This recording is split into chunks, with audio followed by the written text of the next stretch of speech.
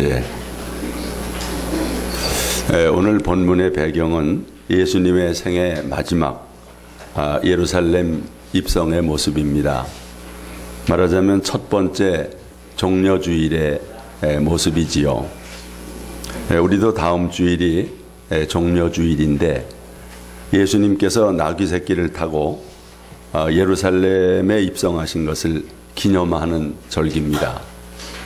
예수님께서 나귀를 타고 입성하실 때 제자들과 백성들의 큰 무리들이 주님을 환호하며 하나님을 찬양하였습니다. 오랫동안 메시아의 오심을 기다리던 이스라엘 군중들은 예수님의 입성을 평화의 왕으로 오시는 메시아의 행렬로 맞이했습니다. 어떤 사람은 왕을 맞이하듯이 거리에 카펫을 깔듯이 자기의 겉옷을 벗어서 길에 폈고 또 종려나무 가지를 꺾어 흔들면서 영광의 왕으로 입성하시는 주님을 맞이했습니다. 그렇습니다. 제자들은 기뻐하며 큰 소리로 하나님을 찬양했습니다. 우리 본문 37절을 한번 읽겠습니다. 이미 감람산 내리막길에 가까이 오심에 제자의 온 무리가 자기들이 본 바 모든 능한 일로 인하여 기뻐하며 큰 소리로 하나님을 찬양하여. 아멘. 예수님께서 감람산 내리막길에 이르시자 온 무리의 제자들이 기뻐하며 큰 소리로 하나님을 찬양하면서 영광을 돌렸습니다. 저들이 이토록 기뻐 찬양한 이유는 무엇인가? 37절 말씀 다 같이. 제자의 온 무리가 자기들이 본 바 모든 능한 일로 인하여 기뻐하며 큰 소리로 하나님을 찬양하여. 자기들이 본 바 모든 능한 일로 인하여 주님을 찬양하였다.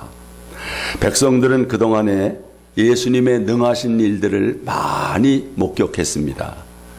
예수님을 따라다니면서 능력의 말씀을 들었고 수많은 표적들을 보았습니다.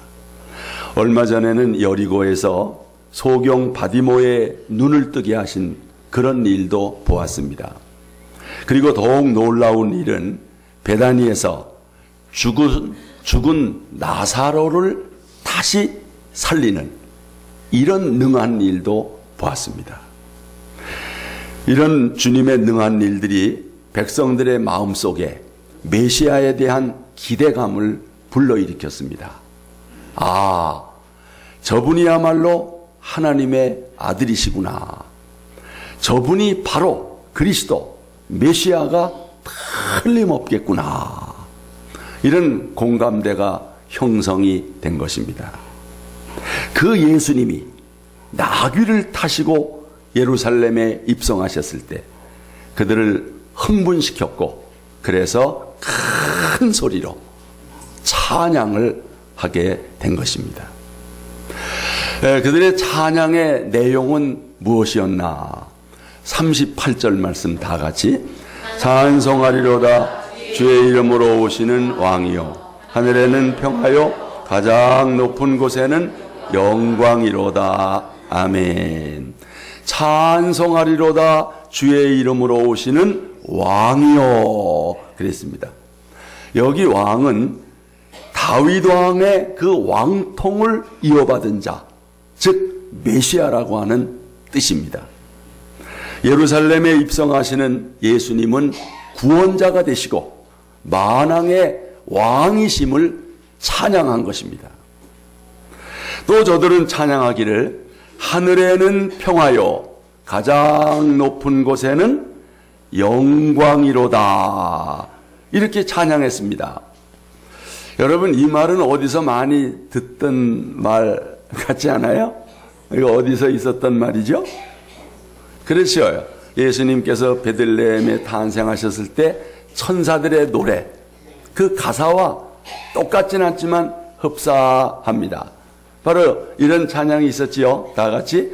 호련히 수많은 천군이 그 천사들과 함께 하나님을 찬송하여 이르되 지극히 높은 곳에서는 하나님께 영광이요 땅에서는 하나님이 기뻐하신 사람들 중에 평화로다.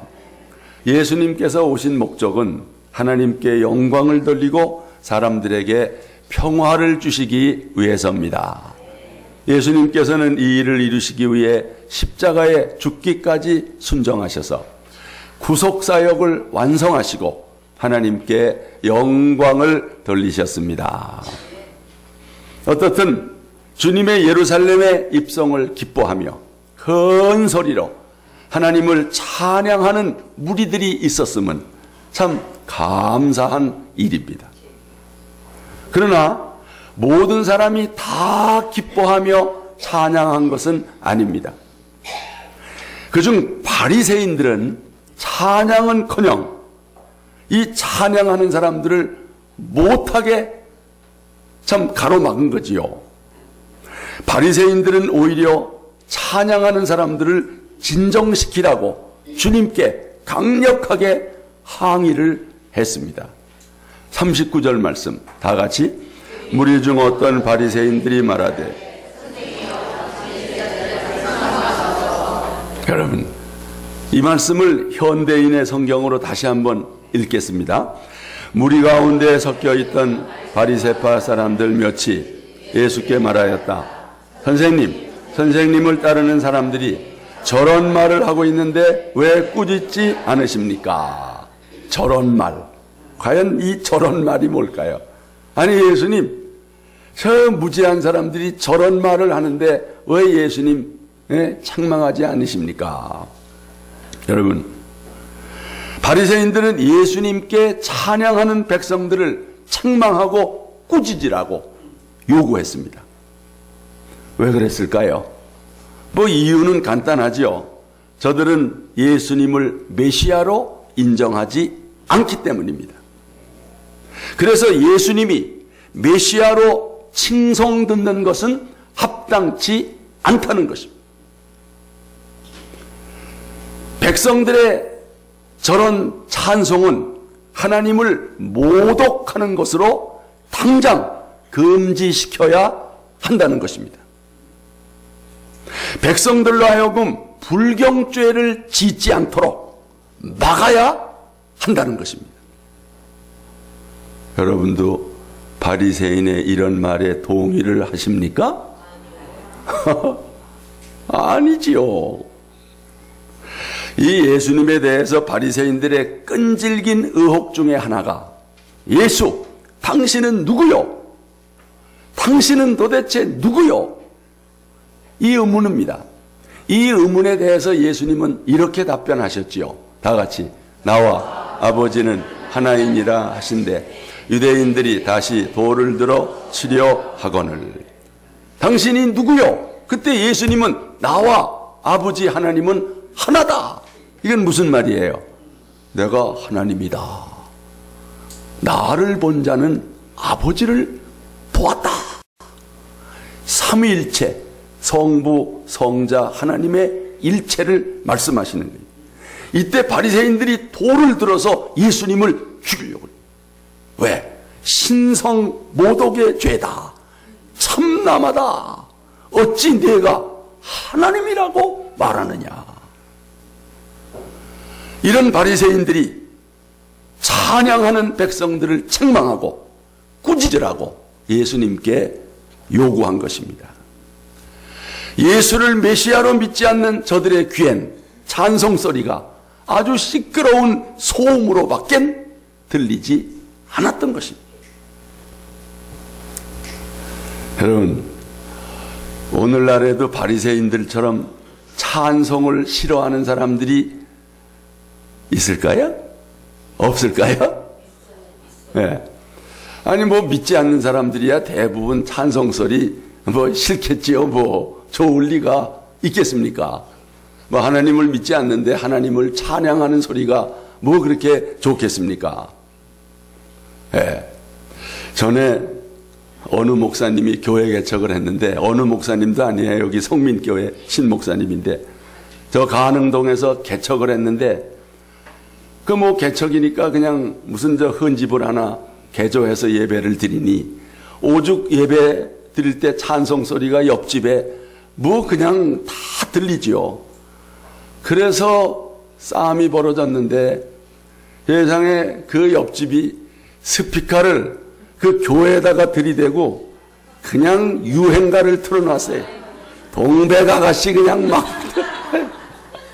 특히 예배 시간은 더 크게, 나중에는 연불 테이프를 또 어서 빌려다가 그냥 틀어놓고 싸우는 거예요.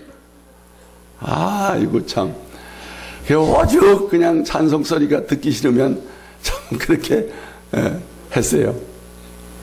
뭐기야 우리 교회도 옛날에 저 금요 철야 같은 것도 할 때 그냥 옆집에서 그냥 누가 와가지고서 그냥 저 문 열고 시끄러워 이러면서 하면서 욕을 하고 나가는 경우도 더러 있긴 했으나 아주 요즘에는 조용해서 좋아요. 누가 시비 거는 사람도 없어서 참 감사합니다. 여러분, 이건 어떻게 보면 바리새인들이 이 찬송 소리가 듣기 싫고 찬송하는 사람들을 그냥 이렇게 뭐 이건 어떻게 보면 참 뭐 당연한 저들의 행위다. 왜? 안 믿으니까. 잘못 믿고 있으니까 이제 이랬던 거죠. 근데 문제는요, 뭐 안 믿는 사람들이야 당연히 찬송 소리가 듣기 싫다고 하더라도 믿는 사람들 중에 찬송을 싫어하는 사람이 있다면 이건 어떻게 해석을 해야 되겠어요? 바로 바리새인들입니다. 바리새인들. 이 바리새인들이 하나님을 가장 잘 믿는다고 생각하는 그 사람들이에요. 그런데도 찬송 소리가 듣기 싫은 거예요. 예수님을 찬양하는 소리가 듣기 싫으니까 예수님 보고 제발 저것 좀 중지시켜달라고 요청을 했던 거지요. 아니, 하나님을 믿는다고 하면서 어떻게 하나님을 찬양하는 것이 그렇게 싫을 수가 있을까? 여러분 잘 생각해 보십시오. 혹 내 모습 속에도 바리새인의 모습은 없는지, 경건의 모양은 있으나 경건의 능력이 없는 내 모습은 아닌지, 예배도 형식과 습관에 매여서 감격과 감동이 없는 예배를 드리고 있지는 않는지, 그래서 찬송도 안 부르고 예배 시간에 목석처럼 앉아 있지는 않은지, 만약에 그렇다면 그것은 바리새인 바이러스에 감염된 것입니다. 이것이 감염되면 예배의 자리에 나와 있으나 찬송이 안 되는 거예요. 찬송을 못 부르는 거예요. 찬송하는 것이 그렇게 좋지를 않아요. 여러분, 그런 사람 없기를 바랍니다. 옆 사람에게 바리새인 바이러스에 절대 걸리지 마세요. 한번 인사하겠습니다. 네. 그러면 바리새인들이 찬송하는 사람을 책망하라고 요구했을 때 예수님의 반응은 어떠하셨나? 예수님은 이 사람들이 찬송하지 않고 침묵하면 누가 소리 지른다고요?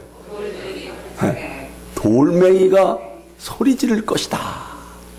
40절 말씀 다 같이 대답하여 이르시되,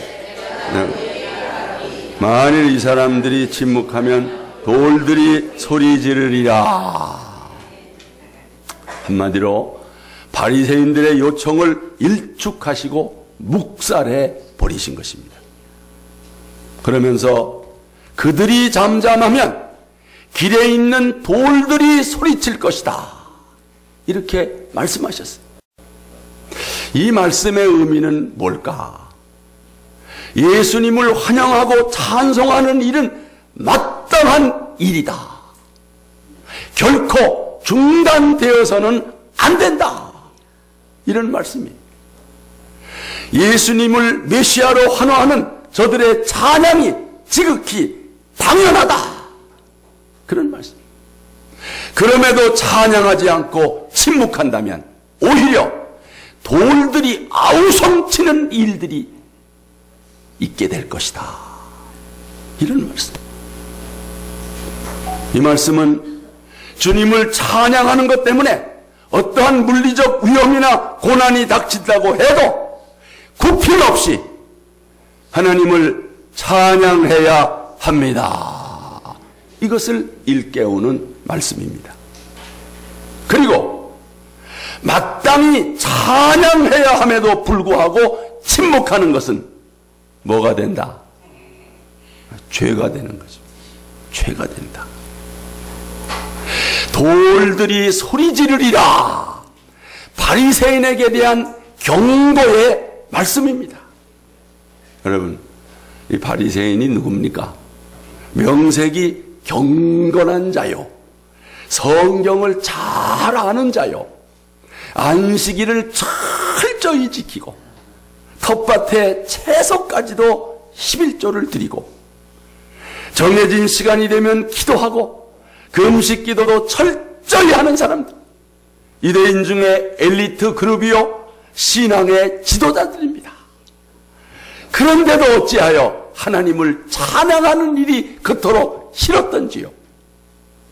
마음이 돌처럼 굳어져서 하나님도, 하나님이 보내신 자도 알아보지 못하고 있습니다. 바로 코앞에 하나님의 아들이 지나가는데도 알아보지 못하고 있습니다. 그러니 어찌 저들이 찬양하겠습니까? 오히려 어린아이들이 찬양하고 배우지 못하고 가난하고 천한 사람들이 예수님을 메시아라 알아보고 찬양하는 것입니다. 돌들이 오죽 답답했으면 소리를 지르겠어요.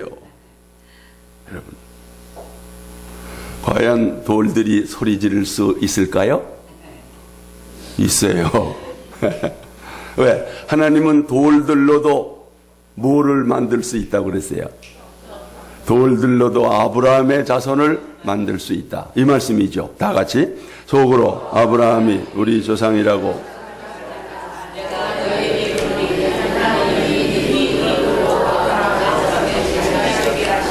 그런 하나님께서는 돌들로도 하나님을 찬양하게 하실 수 있습니다.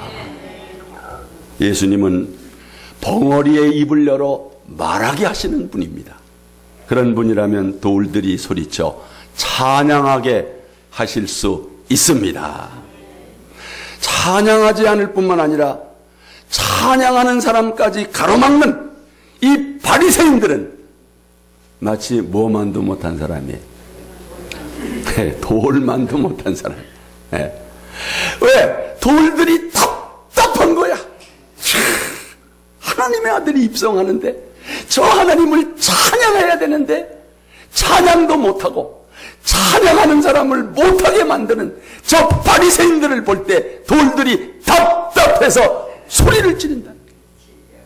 여러분, 돌들을 답답하게 하는 여러분들 되지 마시기를 바랍니다. 여러분이 찬송하지 않으면 돌들이 답답하다고 그러는 거예요. 예수님은 어린아기와 젖먹이의 입으로 나오는 찬송을 기뻐 받으셨습니다. 어린아이들이 소리쳐 호산나 다윗의 자손이여 찬송했습니다. 우리 말씀 보겠습니다. 대제사장들과 서기관들이 예수께서 하시는 이상한 일과 또 성전에서 소리질러 호산나 다윗의 자손이여 하는 어린이들을 보고 노하여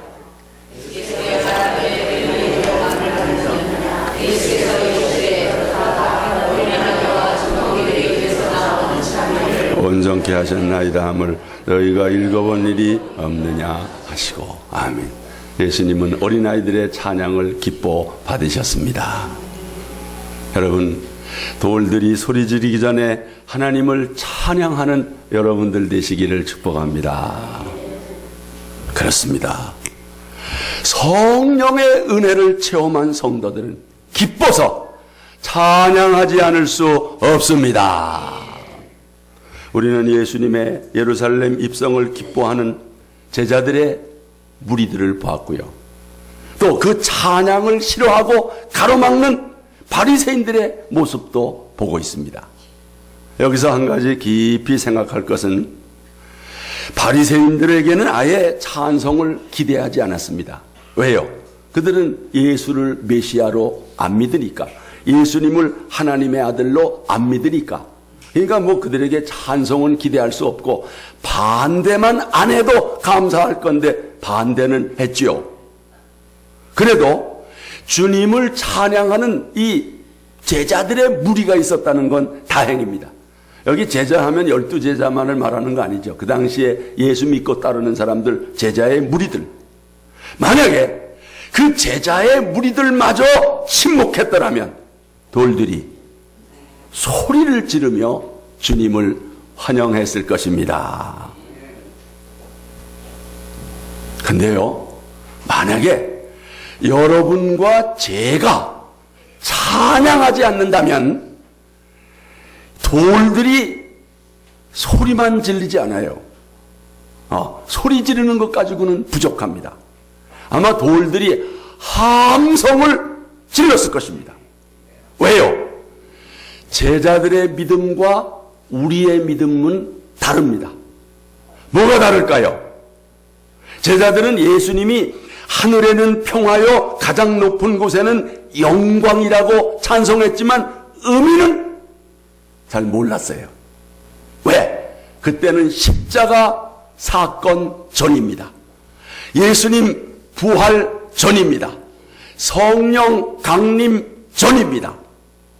그때 제자들은 십자가에 달리는 고난당하는 메시아를 믿은 것이 아니에요. 정치적인 메시아를 믿었어요. 경제 문제를 해결하고 이스라엘을 독립시킬 메시아를 기대한 거예요. 그래도 찬송을 했습니다. 근데 여러분, 지금 우리의 때는 어떻습니까? 진짜 우리는 더 기쁘게, 더 크게, 더 소리쳐 하나님을 찬양해야 할 이유가 뭘까요? 우리는 십자가와 부활 사건 이후의 성도들입니다. 우리는 오순절 성령 강림 이후의 성도들입니다. 우리는 예수님의 십자가와 부활의 복음을 믿습니다. 우리는 성령의 은혜를 받았습니다. 우리는 더 크게 찬양해야 합니다. 우리같이 십자가의 구속을 받고 부활을 믿고 성령을 받은 성도들이 침묵한다면 아마도 돌들은 더 크게 소리칠 것입니다.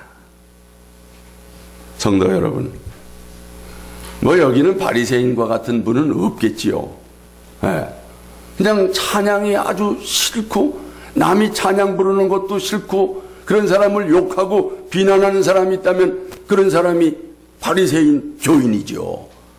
뭐 그런 사람은 있어서는 안 되지요. 거기는 어느 교회는요, 찬양팀이 앞에 나와서 찬양을 인도하다가 좀 길게 하고 또 자꾸 부르면 여기저기서 에이씨 에이씨 이러면서 아니 찬양하기 싫어 죽겠는데 왜 자꾸 찬양하라고 그러느냐고, 또 어떤 사람은 손들라고 또 뭐라 그러고 하면서 그냥 막 수근수근 하면서 불평을 한대요. 여러분, 그러면 돼요, 안 돼요? 그러면 이 바리새파 이 사람들과 똑같은 사람들이죠. 여러분, 여러분이 찬양하지 않을 때 돌들이 소리 지릅니다. 돌들이 소리 질러요. 마땅히 해야 될 일을 하지 않을 때 무생물인 돌이 소리 지른다니까. 얼마나 안타까운 일입니까? 근데 제가 가만히 이렇게 좀 보아도요, 좀 안타까울 때가 있어요. 이렇게 예배 전이나 하면 뭐 예배 때나 우리 찬양팀이 앞에서 찬양 인도하는 걸 가만히 저도 청중석에서 이렇게 둘러보면 아예 입을 안 여는 분들이 덜어 있더라고요. 이야, 지금 찬양하는 시간인데 입을 열지 않는 분들이 계신 거예요. 당연히 예배 드리러 오셨고 당연히 찬양하러 여기 오셨음에도 불구하고 왜 찬송을 안 하시나? 노래에 취미가 없어서 저러나? 아니면 곡절을 모르셔서 그러나? 아니 찬양이 얼마나 좋은 건데, 얼마나 마땅한 건데. 여러분, 찬양할 때 함께 찬양하시기를 바랍니다. 여러분이 찬양하지 않으면 돌들이 답답해해요. 그러다가 소리쳐요. 아마 들리진 않겠지만 이야 하나님을 찬양하라. 아마 돌들이 소리칠 것입니다. 여러분 돌들은 찬양하고 싶은데 여러분 찬양하지 않으면 뭐만도 못한 사람이에요. 아이고 돌만도 못해서야 더 같습니까? 돌들은 찬양하고 싶은데 나는 찬양하기가 싫으니 이 돌만도 못한 사람이 되면 되겠습니까 여러분? 오죽하면 돌이 소리를 지른다고 하겠습니까? 혹시 여러분 중에 제자의 무리와 같은 예수를 믿되 정치적인 메시아, 경제적인 메시아로 믿는 분이 계십니까? 그냥 예수님을 성인 중에 한 분이라 그렇게 믿는 분이라도 찬양하시기를 바랍니다. 왜? 바리새인도 찬양은 했잖아요. 어떻든 분명한 믿음은 그렇지 않지만 그래도 찬양은 했지 않습니까? 하지만 여기 계신 분들 대부분은 예수 그리스도의 대속의 십자가를 믿습니다. 예수님이 부활하신 것도 믿습니다. 성령의 은혜도 받았습니다. 여러분, 이게 보통 은혜입니까? 아니 십자가도 모르고 부활도 모르는 사람도 찬양을 했는데 그들조차도 찬양을 하지 않으면 돌들이 소리진다고 그랬는데 십자가도 경험하고 부활도 경험하고 성령 체험도 하고 물과 성령으로 거듭나고 하나님의 자녀가 된 분들이 어찌 찬양하지 않을 수 있겠습니까? 자, 마음껏 찬양하시기를 바랍니다. 찬양은 예수님이 주되심을 고백하는 것입니다. 정말 기쁨의 찬양이 여러분의 심령 속에서 터져나올 수 있기를 바랍니다. 그 얘기 들어보니까 우리 어떤 권사님은 한번 집에서 찬송 부르기 시작하면 그냥 아주 10곡으로 그냥 나가는 10곡도 그냥 막 부른대잖아요. 여러분, 뭐 여러분들도 그런 분 많이 있겠죠. 그게 찬송의 샘이 터진 거예요. 찬양의 은혜를 받은 거예요. 하나님이 기뻐하실 줄로 믿습니다. 하나님이 어느 목사님이 교도소에 있는 재소자들을 대상으로 설교를 하고 나오다가 거기서 배포하는 소식지를 받았대요. 그런데 그 소식지에는 간증 편지가 실려 있었습니다. 그 간증의 주인공이 누구냐? 김현양. 뭐 기억하는 사람 없겠지요. 여러분, 1994년 엽기적인 살인 행각으로 온 국민을 큰 충격에 빠지게 했던 무슨 파? 지존파 일당 살인범 김현양입니다. 여러분, 세상에 이 사람이 얼마나 악한지 여기 밑에 작은 글씨 보여요? 거기 맨 밑에 글씨 보여요. 우리 엄마예요? 내 손으로 못 죽여서 한이 맺힙니다. 아이고, 세상에. 누가 뭐 엄마 안부를 물었는가? 엄마가 아마 뭐라고 생각하는가 아마 그걸 물었는지 우리 엄마 못 죽여 한이 됩니다. 세상에, 저것도 인간이에요. 여러분, 그가 사형언도를 받고 형 집행을 기다리는 중에 어느 집사님의 끈질긴 전도를 받고 예수를 믿었습니다. 그리고 그 집사님에게 보낸 편지의 일부가 그 소식지에 있었다는 거예요. 집사님, 돌이켜 생각해보면 제가 왜 그렇게 바보 같은 인생을 살았는지요? 이제와 생각하니 제 눈에 뭔가가 가려져서 정말 보지 못한 것이 틀림없습니다. 저는 제가 지은 죄의 대가로 죽지만 세상에서는 죽음으로도 용서받을 수 없을 겁니다. 그렇지만 제가 여기서 하나님을 알게 된 것을 생각하니 하나님의 은혜가 너무 감사해서 눈물만 흐릅니다. 저는 요즘에 이 찬송을 부르면서 살아가고 있습니다. 그 찬송이 다름 아니라 305장 나 같은 죄인 살리신 바로 그 찬송이에요.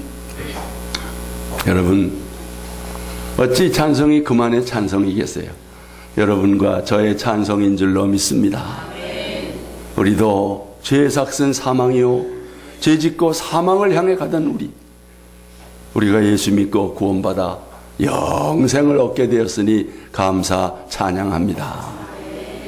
그러니까 사형수 이 김연향이가 부르는 이 찬송의 그 기쁨과 그 감격을 가지고 우리들도 찬송을 해야 되는 거예요.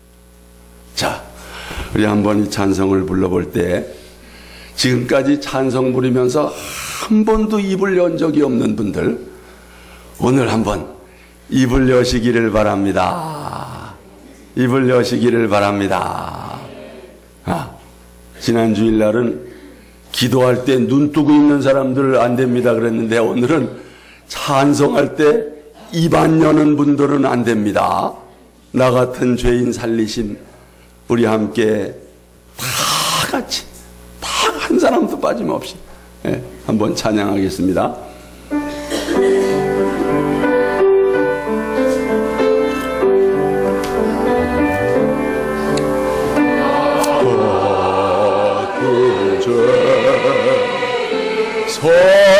살리신 전에 놀라워 잃었던 생명 찾았고 강명을 얻었네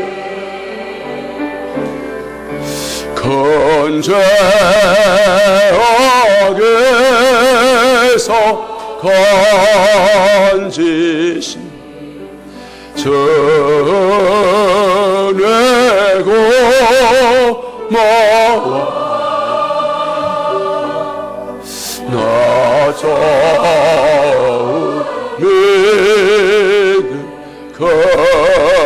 가시가 의하고 귀하다. 할렐루야. 입이 열리시는 분 아멘. 야, 입이 열리네. 아니 열면 열리지 안 열리겠습니까? 그래도 침묵하면 돌들이 소리 지르리라. 이 답답한 백성들아, 주님이 그렇게 말씀하는 거 아닙니까? 여러분에게 찬송의 은혜가 임하기를 축원합니다. 여러분, 찬양이 얼마나 좋은 건지, 얼마나 하나님이 기뻐하시는 건지 이게 보통 좋은 게 아닙니다. 근데요, 찬양은 하나님이 가장 기뻐하시고 사탄이 가장 싫어합니다. 찬양은 사탄의 공격에 대한 믿음의 방패인 줄 믿습니다. 믿음으로 하나님을 찬양하면 사탄이 도망갑니다. 뜨거운 찬양은 악한 영들에게 공포를 심어줍니다. 찬양은 원자폭탄보다 더 강력한 무기임을 믿으십시오.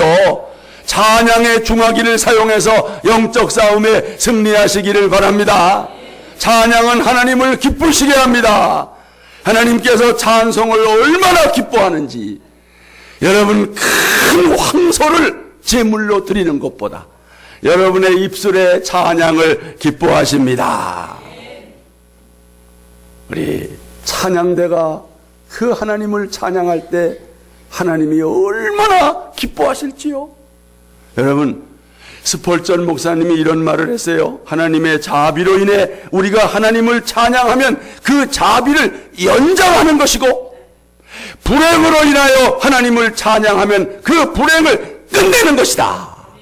쉽게 말하면 찬양을 하면 좋은 것은 연장이 되고 불행한 것은 끝내집니다. 그러니까 기쁠 때만 찬양하는 게 아니라 슬플 때도 찬양하는 거예요. 슬플 때도 찬양하면 슬픔이 변하여 기쁨이 될 줄 믿습니다. 찬송할 때 결코 침묵하지 마시고 기뻐하며 크게 찬양하시기를 바랍니다. 돌들이 소리 지르기 전에 여러분 기뻐 하나님을 찬양할 수 있기를 축복합니다. 우리 함께 찬양합시다.